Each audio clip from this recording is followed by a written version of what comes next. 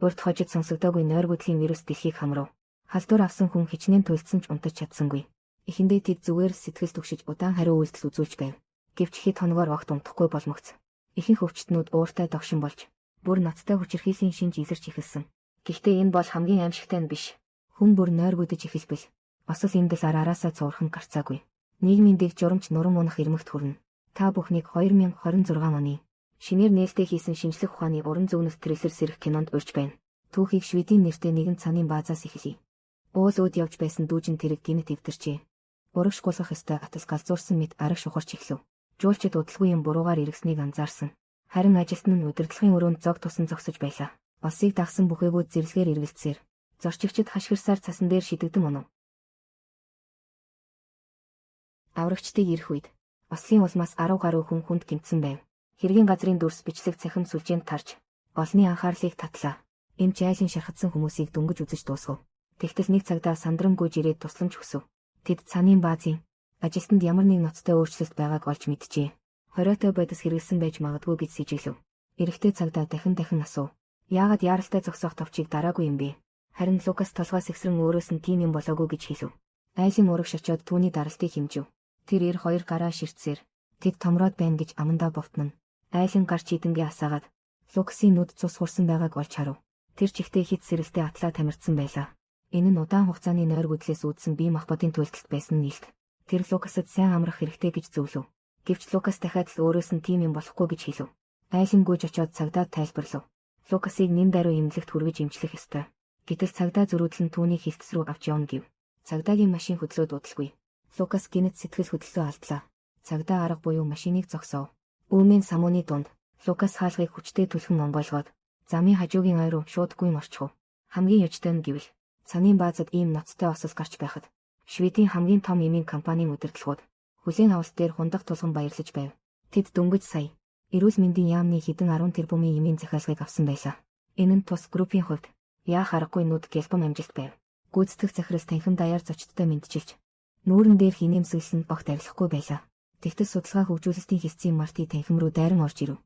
Тэр хүнд царайлан захиралт хийсэн нь компанийн шинээр гаргасан эмэнд амь насанд аюултай ноцтой эрсдэл байна.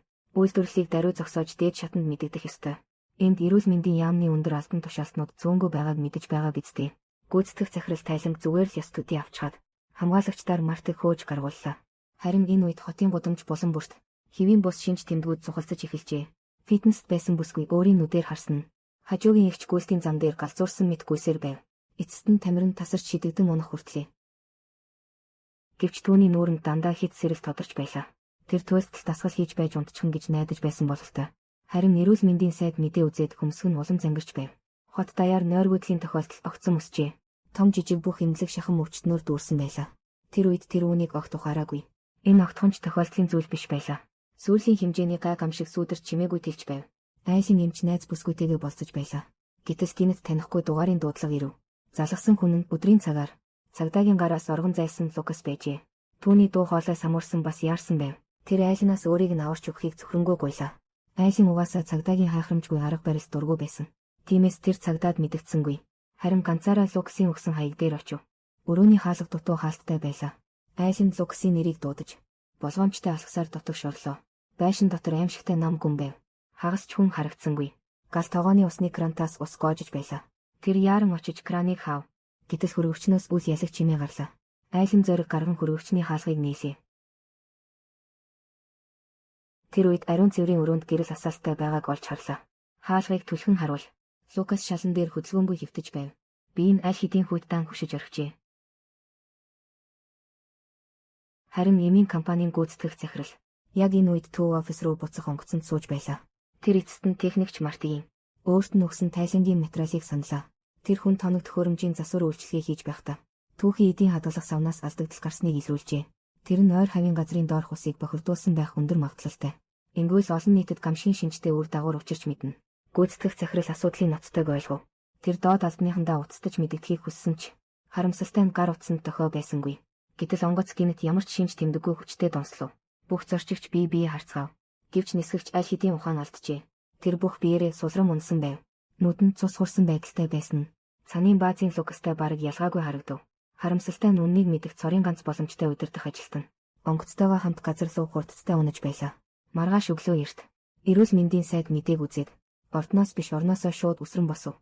Онгоц сүрсэн мэдээ улс даяар тархжээ. 190 хүн газар дээрээ амиа алдсан байв. Хамгийн аимшигтай нь энэ осол нойргүйдэлтэй холбоотой гэдгийг хэн ч мэдээгүй байлаа. Айлины найз бүсгүй Бурчарын нүд ч энэ үед булааж цус хураад эхлэв.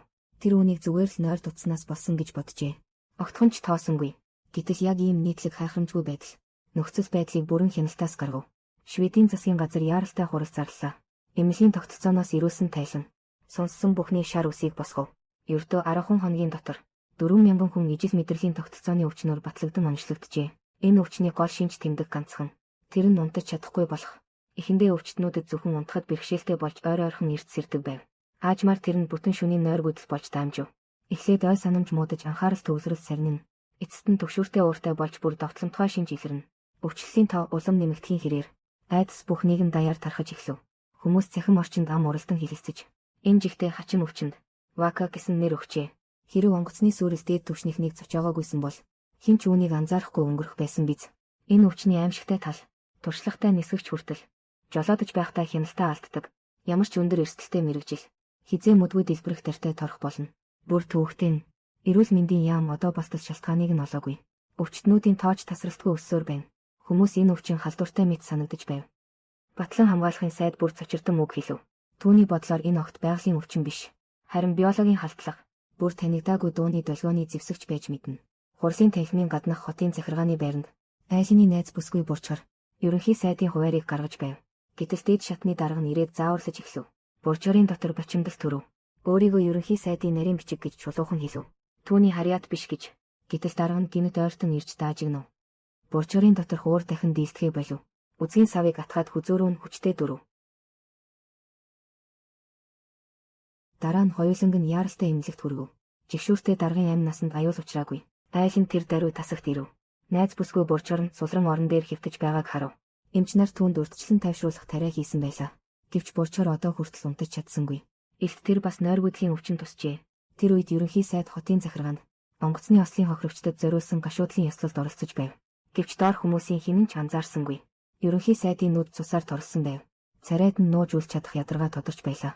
Үргэлж уран ярддаг тэр хүртэл eerч гацав. Илтгэл нь дундаа ормогц. Ерөнхий сайд ямар ч шинж тэмдэггүйгээр гинэт унжээ. Танхим дах хүмүүс шивнэлтэв. Сүүлийн үед тэдэнд тохиолдсон хачин явдал дэндүү олон байв. Дотроо цочирдож бас гайхаж байсан ч тийм ч их үүмэн дэгдсэнгүй.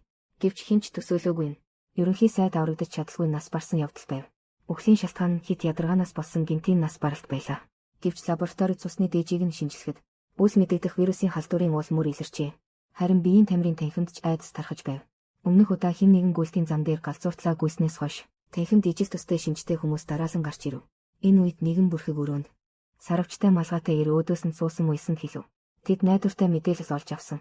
Дараагийн дайралт ойртсон. Нууц даалгаврыг гүйцээхэд хамтрах хүн хэрэгтэй. Тэр хүн инженерийн суурьтай байх ёстой. Бас олон нийтийн суртал ухуулга улс төрийн байр суурьаар ганхдаггүй байх ёстой. Тэд түүнийг нэлээд удаан нууцаар ажилласан. Уйсныг энэ даалгаварт хамгийн тохирох хүн гэж үзжээ. Их хэмжээний ашиг амсны дараа уйсан эцэст нь энэ даалгаврыг хүлээн авлаа. Түүний чихэнд өнөөх малгайтны шивнээ байн хадах болов. Ямар ч хямралын цаана илүү том боломж нуугдаж байдаг. Энэ ажиллагааг хамгийн дээд түвшний нууцад тооцжээ. Ямар ч нарийн ширээнийг задруулахыг хориглоно. Хэрэг зөрчвөл зөвхөн уйсан биш. Түүний гэр бүлийнхэн хүртэл аюул дүртэнэ. Харин эмийн компанийн эм судлалын лабораторид эмэгтэй судлаач ухаан жолоогүй завгүй байв. Тэр 4-р түүхийн эдийн нөөцийн савны даралт маш бага байгааг олж мэдэв. Гэтэл хариуцсан хүн Марти 2 хоног ажилдаа ирээгүй байв. Эмэгтэй судлаач аргагүй нэрхэнд түүн рүү залгаж асуув.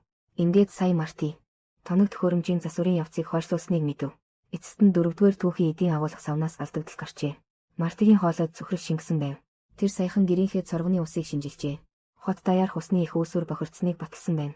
Марти өөрийн хайхрамжгүй байдал ингэж аимшигт гамшиг дагуулна гэж санссангүй. Одоо түүнд амиараа л нүглээ наминчлах үлдэв. Марти маргааш өглөө эрт эмэгтэй судлаач нотлох баримтаа барим хотын захиргааны танхим руу яаран ирэв.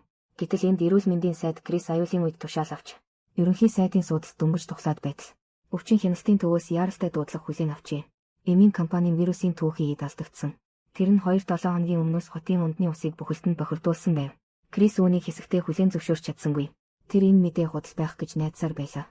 Гэвч нөгөө тал нь энэ мэдээллийг эмийн компанийн дотоод ажилтан илчилсэн. Дээрээс нь дээж хүртэл өгсөн гэж хэлв. Одоогоор лаборатори шинжилж баталгаажуулж байна. Крис утсаа тамхицаа толгойн дэлбэрэх гэж байгаа мэт санагдав. Асуудал тарьсан тэр эмийн компани түүнийг эрүүл мэндийн сайд байхаас нь л байнга эргэлддэг байсан. Тэр ч бүх хэл нөгөө талд нь хэдэн 10 тэрбумын авраг гэрээ хүртэл өгч байжээ. Энэ үед хотын бүх том эмнэлэг хүнээр пиг дүүрсэн байв. Нэртэй эмч мэрэгжилтнүүд ч энэ талаар арга мухарджээ. Хичнээн тайвшруулах тариа хийсэн ч өвчтнүүд унтаж чадсангүй. Эмч нарын хийж чадах цорын ганц зүйл нь тэдний бие улам муудахыг хүлээх явдал байв. Шарил хадгалах өрөөнд хүрэгдэж орс улиртал. Шинээр халдвар авсан хүмүүсийг оруулах л үлдэв. Азар удалгүй. Эмгэг судлалын лаборатори эцэст нь хамгийн сүүлийн дээжийн шинжилгээний хариуг ирүүлв. Энэ вирус мэдрэлийн эсүүдэд галзуурсан мэт дайрч хүмүүсийг нойрсох чадваргүй болгодог байна. Хамгийн аимшигтай нь довтлуулсан эсүүд олноороо үхэж эцэст нь тархины тухны хэсгийг гэмтээдэг.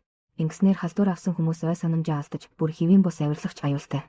Крисийн хамгийн их санаа зовж байсан зүйл бол эмчилгээний аргыг хизээ олох вэ гэдэг байв. Туршилтыг хариуцсан хүн толгойс эксэрлээ. Тэд одоогоор вирусын дарааллыг тогтоож байна. Хамгийн боломжит сайн үр дүн нь халдвараас сэргийлэх аргыг олох явдал. Харин эсрэг юм гарган авахыг хүсвэл богино хугацаанд болтлоо бүтэхгүй. Шинэ ерөнхий сайд Крис Туйлстон ядарсаар өрөөндөө буцаж ирэв. Энэ халдварын хэрэг явдал илтгэн үндэсний аюулгүй байдлын түвшинд хүрээд байлаа.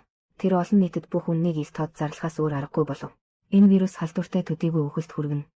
Иргэдийг аль болох гэртээ байж бөөгнөрөл багасгахыг шаардлаа. Гэвч хинч нэг зүйлийг ухаараагүй байв. Энэ вирусын сүйтгэх хүч төсөөснөөс хавгүй их байлаа. Хэн нэгэн ажил дээрээ ганцхан мэгдэж сандарвал тэр нь томоохон гам шиг өдөөх магадлалтай. Сүүлийн 2 хоногт хотын олон газарт осол аваар гарчээ. Олон иргэн аль хэдийн гудамжинд гарч эсэргүүцлээ илэрхийлв. Дээрээс нь бүр дордуулахад далдуур үүмэн самуун дэгдэхийг хүссэн бүлэглэл хүртэл байв. Энэ ерөнхий сайд алдан тушаалтаа ороод 7 хоноогүй байтал аль хэдийн гал унтрааж яваа хүн шиг сандарч твдэж байв. Түүний 2 нүд хүртэл цусаар дүүрсэн мэт улайжээ. Ингээд сэрэх цувралын эхний хэсгийн агуулга энэ байлаа. Энэ цуврал нийт 6 ангитай. Гэхдээ ангиудын үргэлжлэх хугацаа нэлээд богино. Тиймээс дараагийн хэсэгт төгсгөл нь ирэх болов уу? Таалагдсан бол цаашид ч анхааралтай дагаарай. Дараагийн хэсгээр дахин уулзъя.